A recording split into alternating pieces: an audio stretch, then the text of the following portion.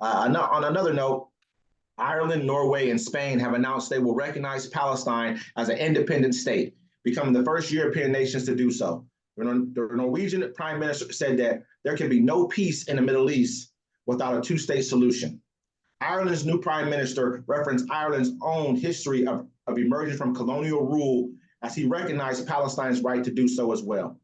Israel responded to the announcement by recalling its ambassadors from Norway, Ireland, and as well as Spain, and the reports are Malta and Slovenia may be the next European nations to recognize Palestine. So this is a pretty big development here, because if enough countries start recognizing, these are countries that are in the EU. I mean, not the EU. Probably the EU as well, but are in NATO. So when you start looking at countries that are a part of the, of NATO doing this, that starts moving the needle. Yes. And you also had Colombia's president speaking out and saying he's going to put an embassy in the West Bank, for a Colombian embassy. This is after he removed this is after he got rid of, I think Israel got rid of their embassy in Colombia because Colombia had basically went with South Africa and said that they were committing war crimes. Yes. In the Middle East. So they removed that, and I think that Colombia left out of Israel as well. So these countries are really starting to coalesce around a smarter kind of approach to Middle Eastern, diplomacy. And then speaking also, and also, my bad to cut you off, but after the ICC arrest warrant, Germany has come out and said they will arrest Netanyahu if he steps foot in Germany. And so at first, I was big, like, that's pretty big. And then I was like, damn. And now, Israel and Germany don't have that much of a good relationship. But they do. People don't realize how much recently they do. Germany's been supplying. They don't because of the 6 million. Yeah.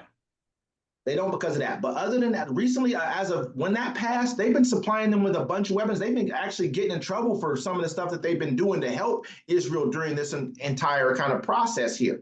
But on top of that, like I said, there's 124 countries that recognize the ICC, which is the International Criminal Courts. Yeah. And all those countries, this is where Putin can't go to these countries because he has a warrant for his arrest right now. Netanyahu's about to have a warrant. It's like you're going to pretty much be like a jump out boy. You're pretty much going to be like a jack boy in the street. You can't go certain places because they looking to get you. Yeah. So you can't even fly. You can't even charter a flight nowhere because they're going to know when you land. You know what I mean? So it's a beautiful thing right now. He gonna have to check in.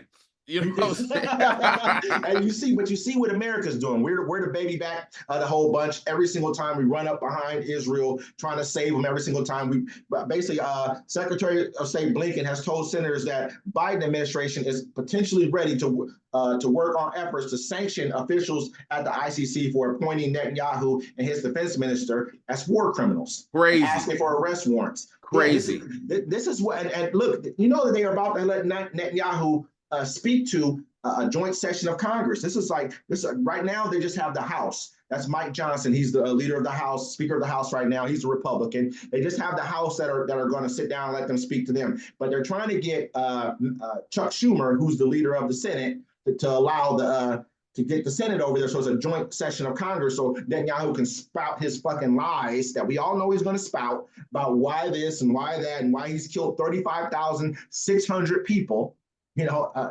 Kids and whoever else, and why there's humanitarian aid that's not being let into Gaza. You know that the UN has stopped even bringing in humanitarian aid into Rafah because of escalating Israeli attacks. The U.S. built a pier in like Rafah. And they haven't even they've admitted that no humanitarian aid has even been sent through this pier because of what's been going on. So I mean they're starving people out. They know what's going on, and then they're trying to make it seem like the people in Gaza are destroying the trucks with the aid on there. How can hungry people do that? They're hungry. We didn't do it. There's video of the Israelis taking aid off of trucks, throwing it in the middle of the street. There's footage of all this stuff happening, man. So we all know what's going on. We really need to always keep our foot on Gaza, of course.